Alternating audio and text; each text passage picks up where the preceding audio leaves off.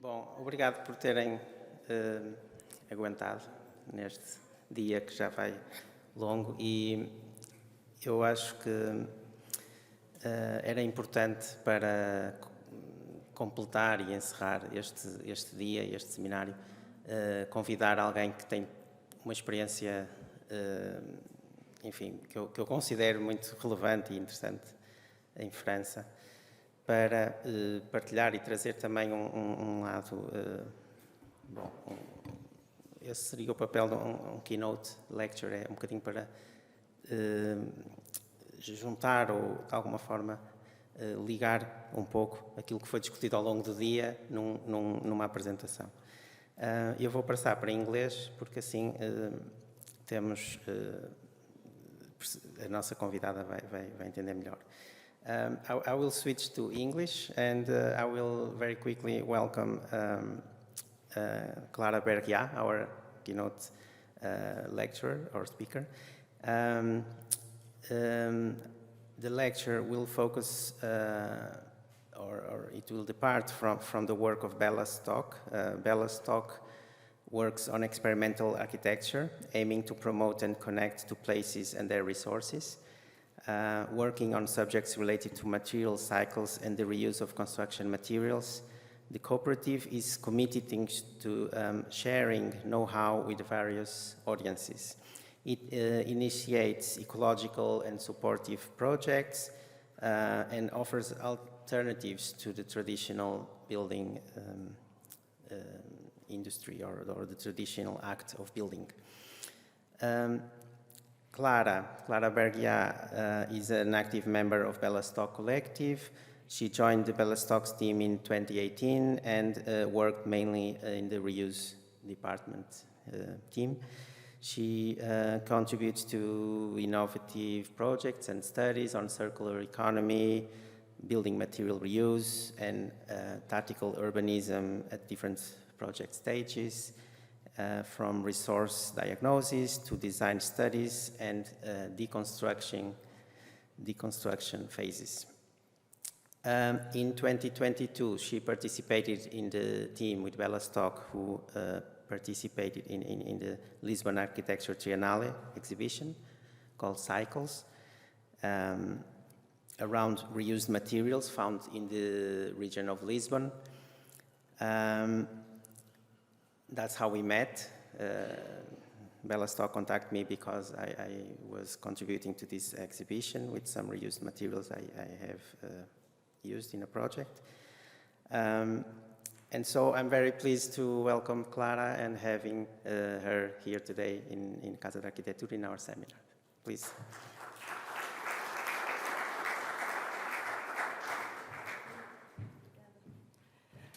Hola, hello everyone. Thank you very much for staying, and I hope I will be short so you can go to the football game after. Okay, so I'll just present Bellastock from a historical point of view. And the idea, just as Paulo said, is to link all the topics that were approached today. I'm quite proud because I nearly understood everything, but I don't speak Portuguese, so I relate in most of the topics and the subject you presented. And I think reuse of materials can be applied to all the sectors you approached during the day. So that's quite good news. So the topic is promoting territories and their resources with reuse of construction materials. I'll approach a history point of view and present the festival Bellastock that has been existing for nearly 15 years now, 18 years now. I will approach the topic of organizing the material in territories and present a few inspiring examples and conclude with really important ways for Bellastock to work that are equip, train, experiment, and share knowledge and skills. So a bit of history. For Bellastock, it all began at the School of Architecture of Paris-Belleville, which is one of the 5 public architecture schools in Paris, with a group of students that were feeling a lack of practice and manipulation of materials during their architecture studies, and they really wanted to put in place times during the course to try and to experiment scale 1 architecture. So they organized a festival that was the first Bellastock festival with wood and pallets, and the goal was there to invite like 500 students in architecture fields and to experiment at scale 1 construction, assembling materials, and anticipating and organizing the stocks, and to see what was possible to do in 4 days. The goal mainly was to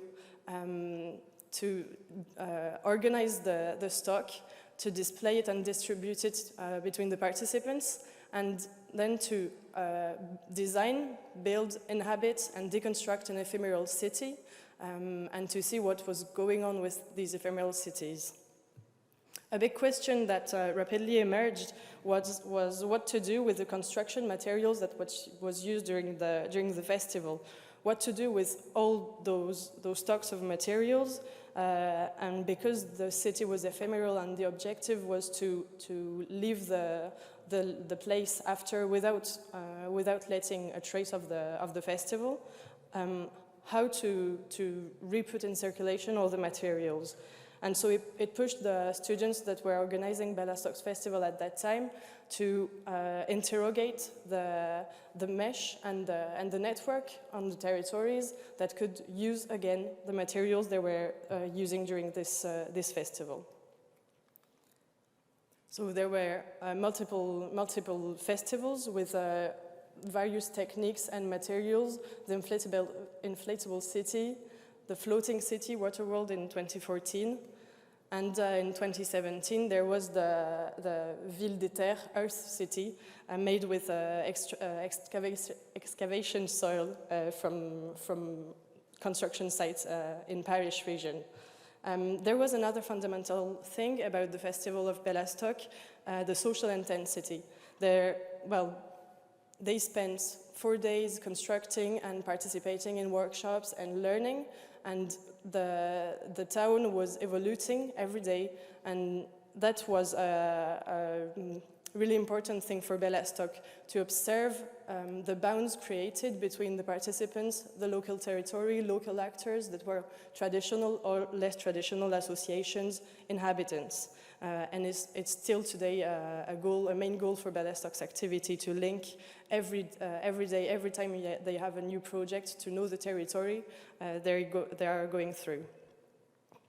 So the festival was containing all the gems that now are leading Bellastock activity, that are limitation of means, reuse building elements, social impact, sharing skills and knowledge. And year after year, the pedagogical aspect of the festival got reinforced, and specifically with conference programs each year, bringing up theoretical aspects before the festival and inviting professionals like architects, philosophers, researchers, linked to various topics for each year, and always linked to architecture. That was the main goal of the festival. Creating this ephemeral city.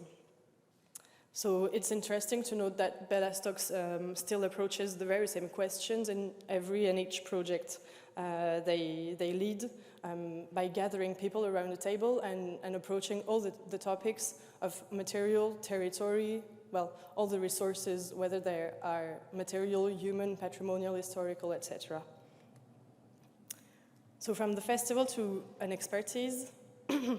In 2012, this is quite a key year for Bellastock that is going to lead to the reuse expertise that exists today. So at that time, the festival that was organized was called Le Grand Détournement, which could be traduced with the big reappropriation or something, and the name of the festival was a nod to the reference of a film that was composed with various extracts of films already released to make an unpublished film through picking in a huge stock of films. And so the theme of the festival was waste and reuse, and the participants were expected to find and to collect, to sort, and to process the materials that were put at their disposal on the site, and to build an ephemeral city with this resource and not waste. So this festival was the entry door to the reuse expertise of Bellastock, and because it took place on a site that was going to be demolished, and so there was plenty of resources. So waste or resources, it's probably a question of glasses or of camera, depending on what you see. And the biggest challenge for Bellastock was to change the point of view of the stakeholders of the construction sector at that time. So it's still 2012, and the Printemps warehouse is going to be demolished, and Bellastock got an opportunity to lead a project with other partners, scientific and social and construction partners, to follow the demolition and transform it into a deconstruction to get better in the waste management of a demolition. And history is quite a great way to begin with reuse. Thinking of waste is an invention of the 20th century, and yeah, a building that has to be demolished can be read as a stock of materials. So yes, the construction sector, as you already said, is the largest waste producer in France. Also in globally and in Portugal, it's quite the same. And in France, around 2012 and 2015, there were texts, laws, and tools and goals by the government that were created to encourage the integration of circular economy and the recourse to reuse materials in the construction sector. In order to break that linear economy that we know, going from extraction to landfill at the end of the life of a product. Another very important thing at that time, so with that law from 2015, was that there was in the environmental code of France a legal definition of 3 actions and 3 ways to manage waste once their first life is over. Reuse, reuse, and recycling, that could be traduced, I don't know, in Portuguese, like reuso, reutilização, e reciclo, reciclagem. And so this was I think a huge step for reuse, because all the stakeholders of demolition project and construction project had to think about what to do with the materials in a project, had to choose an option. One of the most useful tools, again, to stick to reuse is that inverted pyramid that you see here, that prioritizes the ways to manage waste and products when a building has to be transformed. And the first one is prevention. Well, the first one that doesn't appear here is conservation, and do not touch a building if it's possible not to demolish it. The first one here would be prevention through reuse and conservation of the elements in its total properties. Then it would be transformation and preparation for reutilization, reuse, keeping partially the properties of the materials and transforming their use. Then you would have valorization through recycling, but this option transforms deeply the materials and costs in energy, so it's not a priority in reuse. Then you would have energetic valorization, and then the worst would be landfill. So that was a bit theoretical. So in following this festival and in this project of deconstruction Bellastock was following at that time, it was the time of a research program that was called Repart. So in French it's passerelle, le réemploi, passerelle entre architecture et industrie. So it would be in English, the reuse as a bridge between industry and architecture. And it launches Bellastock on the topic and on the topic of reuse and on the research and action research methodology to develop reuse of materials. And the idea at that time is to rely on urban metabolism and know how the demolition project is happening in the city and in the territory. The idea of this project on demolition for this warehouse principally is to encourage demolishers. Are there demolishers in the room? Not one. Okay. It could be a good idea to have demolishers as friends because they are key actors of the process, and they are great people. So this project, the idea was to encourage demolishers to position as suppliers of materials because they have the knowledge of the composition of buildings in the public operation they have to do, and they know the quality of the materials and they know how to deconstruct things. To go fast, generally they demolish everything, but if we ask them to deconstruct things, they can do it, and it allows us to see the building as a stock of materials, as a quarry to deconstruct and reuse in other projects. And so Bellastock followed the demolition and deconstruction with professionals of this building, and could start imagining methodologies of deconstructing with those professionals.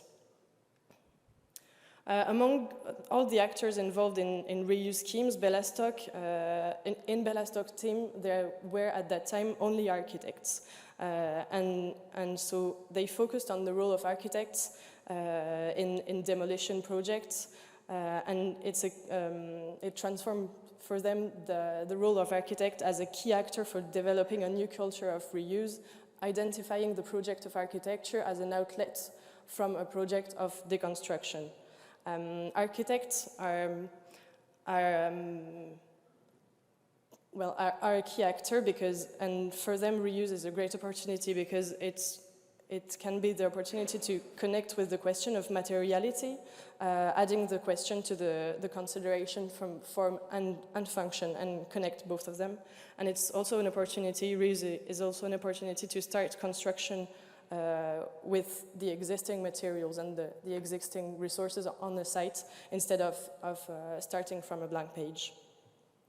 So as the architects were totally absent from the world of deconstruction, reuse became a field for architects and for Bellastock's architects to invest this field.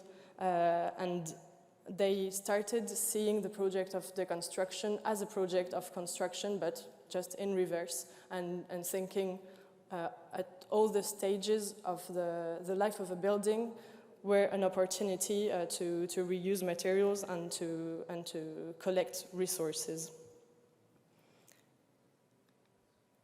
So ACTLab was created, just saw it just before. ACTLab was created on the site that was demolished after the festival, and it became a laboratory to experiment everything about reuse. It was prototyping, it was again demolishing, dismantling products of construction. It also was the circulation around one site of the materials, how to store them, how to manage all the materials once they are dismantled to keep their integrity and protect them until they are reused again in another building. So again, prototyping, experimenting, etc. The study Repart 2, so we call this book a brick because it's a 500 pages book that cost 5 years of studies, I think, or 6. And so the goal of this book is to see the project of architecture as an outlet of demolition. And the study aims, among other things, to massify the practices of reuse.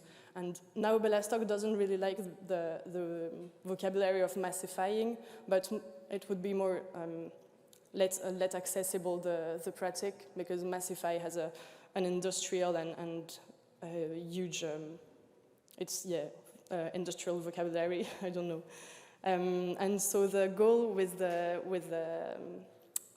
publishing of this book was to bring everyone and all the stakeholders of an architecture project or architect or urban project around the table, and to begin to speak a common language, to understand everyone, and to raise in collegial dynamics the stakes, the challenges, and the lever for implementation of reuse in all those projects. And it's available online. If you want, I can send the link just after that, because Bellastock is really working on the open source ways of working, and to let accessible and to share with everyone but it's only in French. So organizing the materials. So this part of the presentation and the work of Bellastock, it's like, yeah, one part of Bellastock activity, and it's still related to the reuse expertise, and it's quite linked to the territory idea, and to that the reuse practices are in a limited area. So integrating, why would we integrate reuse into architectural projects? It meets 4 objectives. Actually, all of these objectives will speak to architects, I think. So there's a qualitative architect, reuse in the service of architectural quality through ambitious choice of materials, and connects to materiality, and encourage, helps the design for architects' work. There is also an environmental objective, by setting quantity objectives in order to allow the evaluation and therefore the reduction of the impact of materials in the project. A socio-economical objective, by setting up local procedures for collecting and supplying materials through social and solidarity economic companies.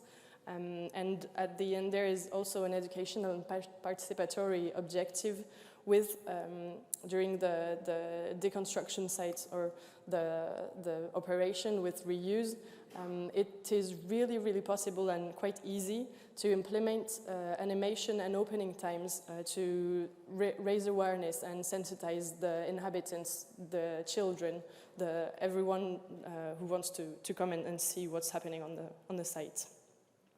Sorry.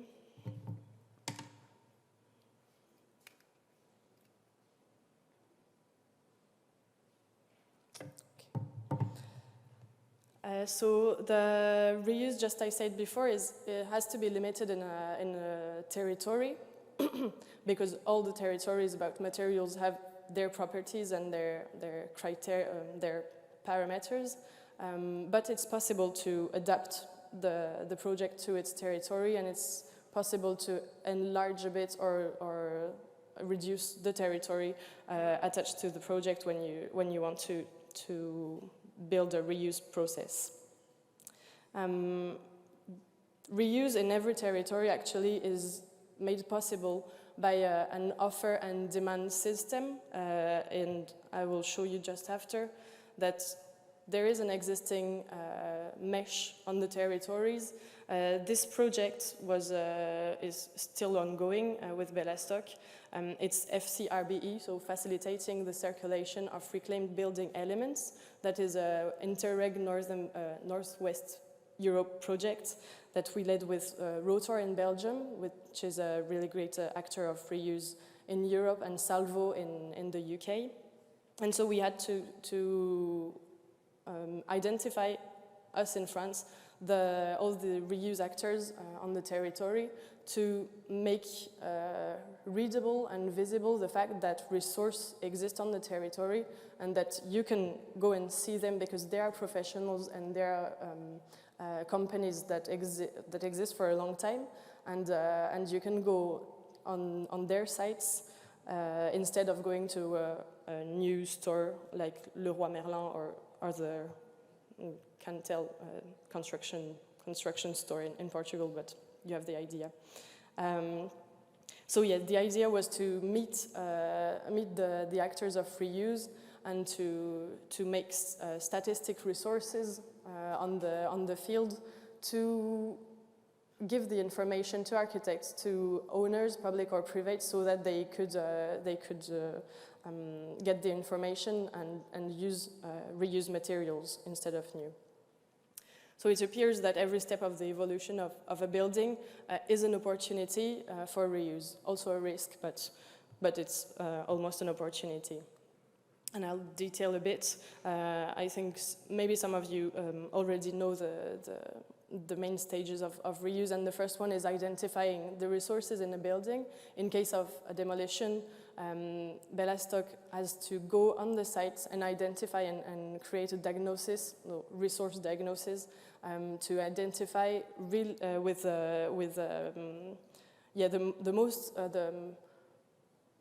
most information possible, to have details and to carry out studies for prescribing reuse of these materials. So it's geometrical but also technical, and it's an investigation on the materials that can be or not reused. In case of the building of a new building, it's possible to look on the territory if there are other buildings that have to be demolished and go and make diagnosis for those buildings. Then you have the stage of extracting, deconstructing, collecting materials, and they are on the territories, and that's why I was talking about demolishers, because they are on the territories and in Europe, various actors that can undo the buildings and take care of the material, and then prepare them. Once again, it's a question of relying on a chain of actors on the territories, and you have enterprises that do everything, and they are big enterprises, but you have little local actors that can not be known or be known for another activity, so it asks a little investigation and networking work in the same territory. Then the storage part is nearly the most important, but it's one of the biggest takes, because in urban areas, the place is rare and it costs a lot. So the important thing is to anticipate, and when you want to develop reuse processes in architectural projects, the more early you decide you develop this process, and the more early you can go and see for places to stock the materials you will have to reuse if there is a time that you have to wait.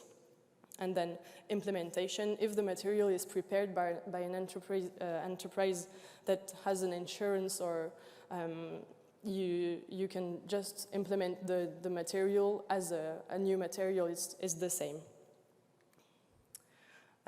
So reuse and reutilization and transformation on sites of the materials are allowed to create manufacturing sectors that cannot be relocated because they are needed on the building sites. So it makes visible also the journey of the materials, and it's a really good opportunity to show everyone the process and to value the jobs and the humans that are behind the process. It makes also the stocks visible and readable, and sensitizes more people possible to the idea of the city as a quarry. And so this map, and I hope it will exist in Portugal one day, is the website Opalis, it's one of the results of this European project I was talking about. It aims to make the stocks visible and to transform the territory as a mesh of really reliable actors, professional actors of the reuse to make reuse easier for everyone. So, a few inspiring examples, and I'm really late on my program. So that is a nursery in Paris, and this is a competition, architectural competition image. The architects wanted to make a second skin around the building, and they wanted to develop reuse processes, and they designed it with wood pallets.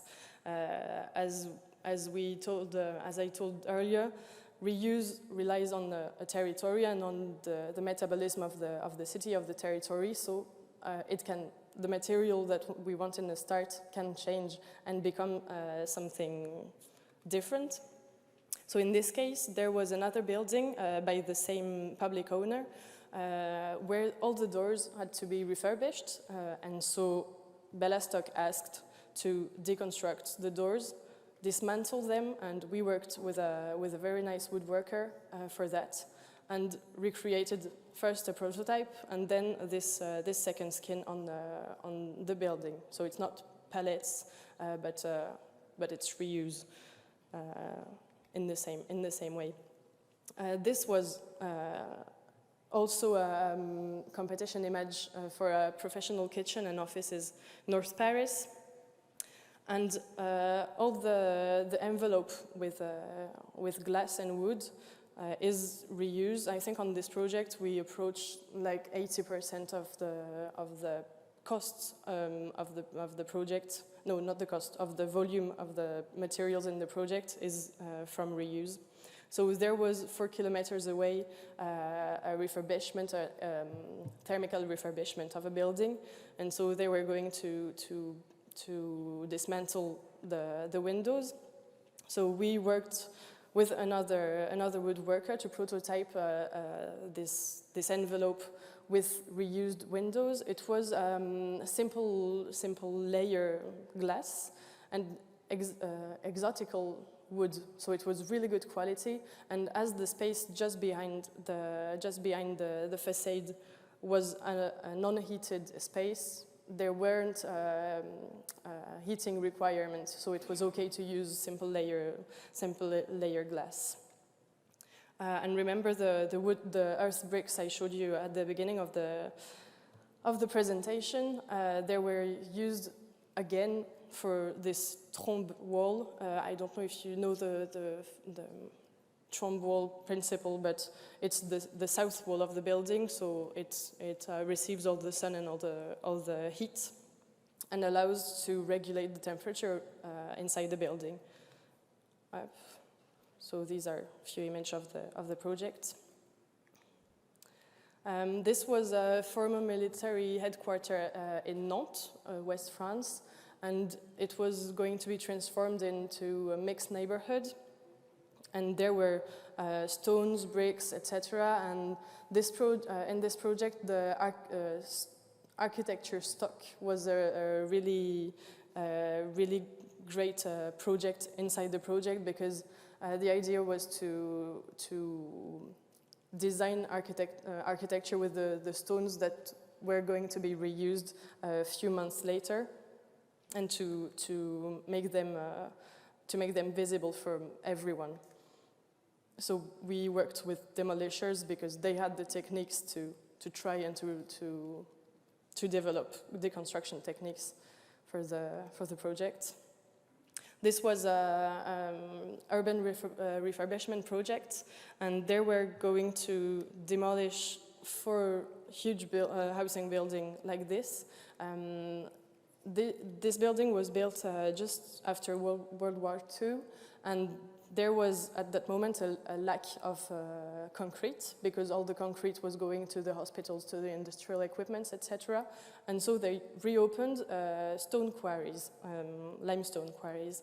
And so they built this with those stones, And instead of demolishing it, we made a diagnosis on the building and tried with, again, the demolition companies to deconstruct the stones. Something really important is the liant, le mortier? Mortier? I don't know. The thing to link the... Yeah, mortar, to link the stones. We were really lucky because it was, again, I don't have the word chaud, but not cement, and so it was really easy to deconstruct. And so we deconstructed a huge, massive quantity of stones, and they were sold to local actors, associations, and other architectural projects. So it was a big victory. The finish of the deconstruction site was this summer, I think. And it is the last example, I think, and it's the deconstruction of a steel frame. Again, we worked really closely to the deconstruction enterprises that have the knowledge and the equipment as well to keep the integrity of the materials and the methods, etc.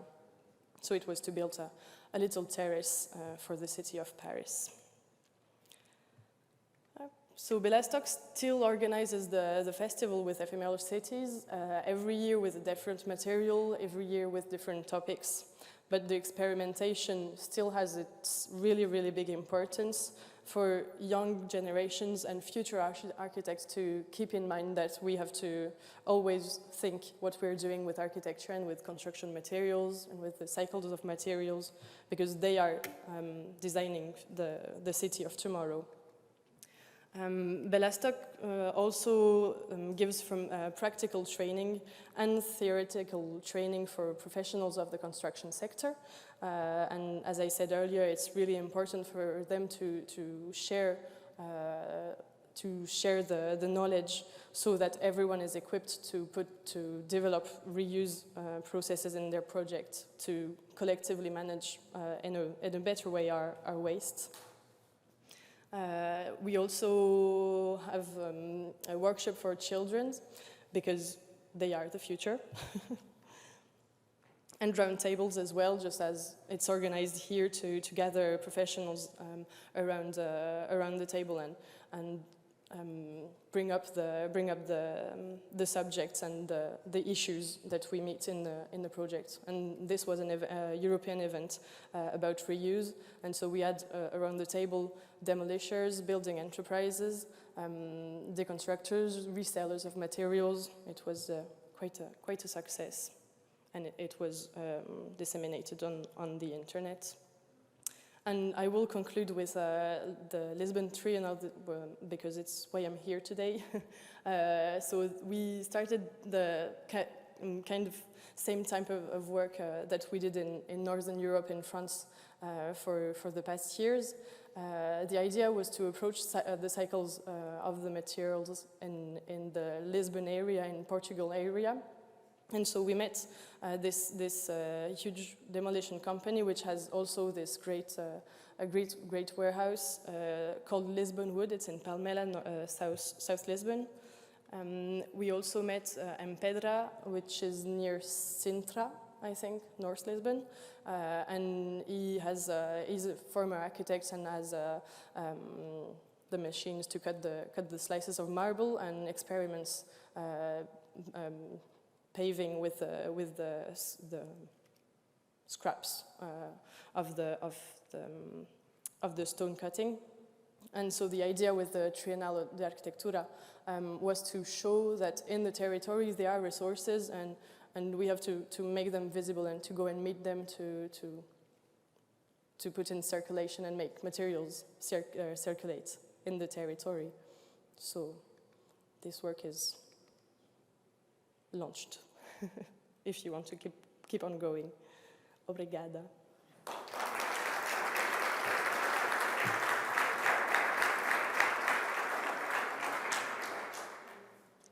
Do you have any questions? Good. Thank you, Clara. Thank you very much. And please, if you have any questions and if you need translation, I can try and do it. There are 3 hands. Let's get a round of questions, and then you can. Hi, thank you for your presentation. It's very interesting. Way of thinking and way of acting. My question here goes on the 2015 law that you said in the beginning. Was this a key moment for this way of thinking and this way of acting, or was the industry leading already and on this way of changing and reusing and all this way of thinking? I think, so yeah, your question is 2015 a key date for reuse globally and for the industrials? I think it was, well, Bellastock had been working a bit with the government as well to advise them on laws. Well, this work was more after and for really recent law in France, but I think, yeah, the 2015 law was more general and wasn't really concerning the building sector. It was more general, but it was a great opportunity for the building sector and for architects to rely on the words, on the vocabulary, to develop their activity and to yeah, justify and put in place new networks and new questions. I don't know if I answered to your question. So, I said this in English, doesn't make sense. Se alguém tiver perguntas e precisarem de tradução, posso fazê-lo. Sorry, I said this in English. Yeah. Obrigado, Paulo. Clara, thank you so much. It was fantastic. There's so much energy and innovation in Bellastock's work, and I think we can learn so much from that. And we will get a Palis Portugal running soon. Mm-hmm. It's necessary, sure. I wanted to ask your advice because there's some interesting challenges which I think are universal, and there's some which are very nuanced depending on the situation, the context within different European countries. And I think one thing that's very interesting to maybe hear you talk about a bit more would be again how we try to consider this transfer to greater scales, to different kinds of situations. And we look at, which was something that was important this morning in the first panel, talking about this argument of what does it really mean for on a global scale. Mm-hmm. What would be interesting to hear is we can associate a lot of the movements of using materiality with certain types of associations. There's the counterculture movement, which is not something particularly recent, but it's 1960s examples of political use of materials that have been reused. And then we have also associations with marginalized users because of other types of situations. And what Rota, interestingly, have talked about quite a lot is the challenge in Belgium of how to adapt to a kind of market where newness is not having to disguise itself by using reused materials as new. And it would be wonderful to hear if you have any reflections on how things have been in France and how it connects to people that are not just the usual suspects in the audience, and how other people react to those materials and find different value in them and allow us to reach much further. Yes, thank you for that question. Actually, I worked on a project that I didn't show you with architects that were really, really scared of reuse, and they thought it would be ugly, and they thought it was an aesthetic that they wouldn't like. So I think it's possible to talk and to exchange about that, to give examples. This was a public-owned project. I didn't really work with private-owned project, but all that I can say, I think, is it's still growing and still thinking, and just what we need is a huge catalog of examples to show that there are multiple ways of developing reuse, and yeah, I think it's all I can say. And Opalis brings out a huge catalog of examples as well in France, in Belgium, in UK. So. And soon in Portugal, hopefully. There is a question in the back. Okay, thank you very much for an amazing presentation. I have two questions. One concerning design of the construction, and the other about digitalization of the processes. So first off, could you share with us good practices for design of the construction? And do you think it could be a new paper of an architect designing the construction, or should be in the hands of demolition companies or maybe material banks? So who can design the construction? Because it's I think it's a big topic. And the other one is, what do you think about the role of digitalization of these processes? Because we need to kind of have this we need to have this data somewhere accessible, because we don't. You said you mapped. There are some places you can get in Lisbon. There is a process happening here in Great Porto, but we don't know where to get it from. So, what are your experiences on that topics? Thank you. Yes, so about designing the demolition project, for my work at Bellastock, we always work with the demolishers and with the companies that are coordinating the demolitions, because yeah, it's a huge topic, and you have responsibilities, and you have the issues with amiante.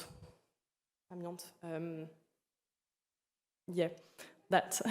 And so, yeah, so it's always in collaboration between reuse experts, which can be Bellastock, but there are many other companies that do that in France and here in Portugal, I think, and in collaboration with a demolition company or a deconstruction company or a demolition company that is going to coordinate the actors specific for the deconstruction. There are plenty of schemes and organization for the project, depending on the scale, depending on the timeline, depending on the pollutions that you find in the building, etc. So yes, it's really important to be accompanied by the demolishers. I think architects can advise and can ask for, just like I said, for demolishers to position themselves as real suppliers of materials, so the demolishers has to ask themselves the question how to organize the demolition. But yeah, it's collaborative.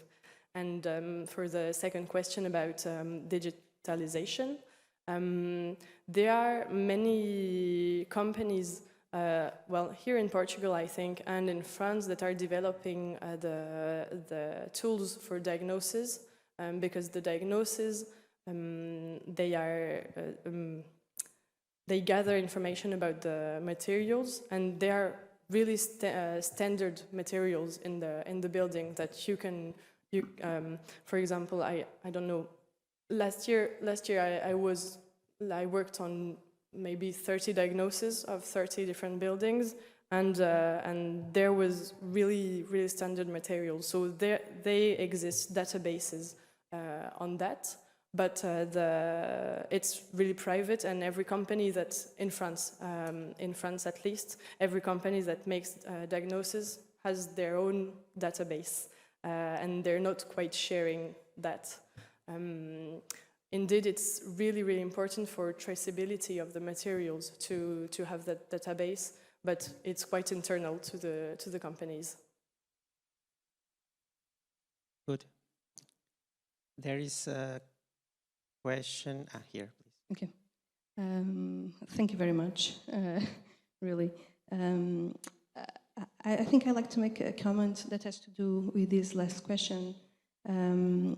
Portuguese legislation has a mandatory document that needs to be done when, at least in public works, it's called Plano de Gestão de Resíduos de Construção e Demolição, also RCD. Demolition managing.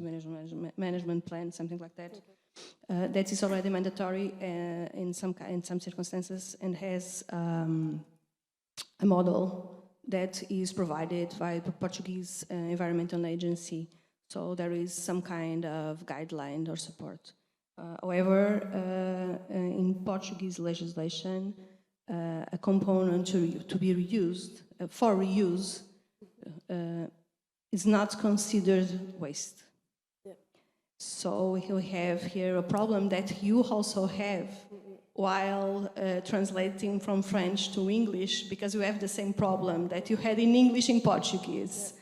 So you had réemploi and reutilisation, and then we had reuse and even use, because you had to have two words. Yep. We have the same problem. Okay. We only have reutilização, although some people use the term reuso, translating more closely to reuse. But reuse is not considered waste, an element. We can take it off the building and it's not considered waste.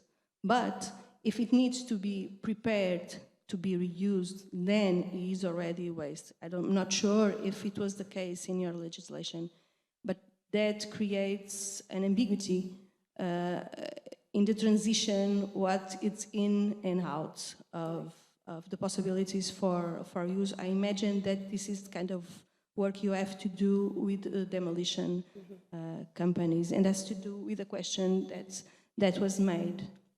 We still consider broadly, more or less, everything is waste. Only elements that have the historic and cultural or heritage value are taken, and we have that here, as we told you earlier, in the Porto Bank Materiais, Material Bank. So for us, it's interesting to see how you somehow try to go around these kind of problems, because one thing that was not spoken here at sometimes that is used here in Portugal to diminish the possibility of reuse as an alternative is the idea that is not certified. How do you deal with that kind of a restriction? If you have it, and if you do, how do you deal with it? We have some ideas about that, but it's interesting to hear from that experience. Yeah, thank you. Well, I'll try to answer. So we have the exact same difference, and yeah, it's something I didn't really detail in the presentation, but the status of waste or not that have a material in a work site, in the construction site. And another difference that we can rely on is that the product or material will not become a waste if it has an objective just after the construction site. If it has, if there is someone willing to buy or to get it. So we accompany the circulation of the materials with the resource diagnosis, which is, resource diagnosis now is not mandatory in France because it's a really detailed diagnosis for the materials, but there is one which is mandatory for deconstruction above 100 square meters. Of demolition, and you have to list in an exhaustive way all the materials that are to be demolished and evacuated from the building. So yeah, this difference, and in this mandatory diagnosis, you have to orient the materials to reuse, reutilization, and recycling, and identify companies, enterprises, local actors that are able to get the materials, to be sure that they're not going in the nature and in landfill and in illegal places. So yes, I would say that another tool to go around this restriction and the status of waste would be to ensure that before the demolition, there is someone interested in taking the material back and using it again, and giving you a paper and signing a paper and there are contracts about that, that he is committed to use it in this type of project for this purpose, etc. And so it's not something mandatory, but it's contractual between the architects or the reuse expert and the owner, which can be public or private, and between the company that is going to buy or to get freely the material. So yeah, it's a game of actors and just speaking and getting on as well as possible. Great. We have a last question. Please, go ahead. Yes, hi. I was wondering about costs. I'm not sure if you've come across enough volume of data, but you probably have a good practical idea, like a rough idea of how much, like the difference between a budget with a completely new material, reuse material in some examples, because it's a whole process, even though you're not buying the new material, I'm sure there's new costs and new savings involved. Yes, my favorite answer is it depends on the material, especially on the territory, on the local actors that exist or not. There is no such data existing in France. The certitude is that reuse globally isn't cheaper than new materials, but you will have on your global project budget, you will have externality, overcosts and lower costs linked to reuse operation, because in France, and I don't know if it works the same in Portugal, but we have to pay for the management of the waste. And companies, demolition companies, they have to pay. The law is quickly evolving, so reuse is kind of a bit changing at the time now in France. But the idea is that if you don't evacuate the materials in France, you don't have to pay for the management of the waste. So it's an economy on that way. But indeed, deconstructing the materials instead of demolishing them and evacuating costs a bit more, because it's people, it's time, it's knowledge, it's skills, etc. So most of the time you can have a balance between all of that. There are types of materials that are really expensive in reuse because they are not that valuable on the market of construction products, and they need a lot of time and skills to be dismantled and deconstructed, and other materials that are really expensive when they are new, and their deconstruction is not that time costing, so yeah, it depends.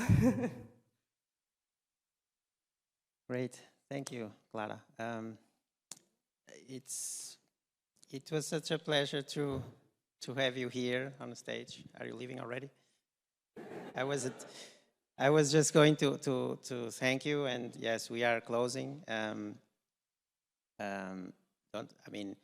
We like football, but it's not like it's not so important as our species and our planet and all these problems we are discussing here. Anyway, thank you again, and it was really a pleasure to have some time to look at your presentation, discuss your presentation, and think about the issues you're raising. We have a lot to think about when we go home tonight, and it has been a pleasure also to discuss the reuse and deconstruction at Casa da Arquitetura. It's not such a common place to discuss these subjects, and I hope it will be more current, and we need to really raise awareness. We have seen today that our profession has a very key responsibility in this subject, because the industries are responding to the design that we architects do and so on. So I think, again, it has been great to spend the day with all of you. So thank you. Obrigado a todos e até a próxima edição.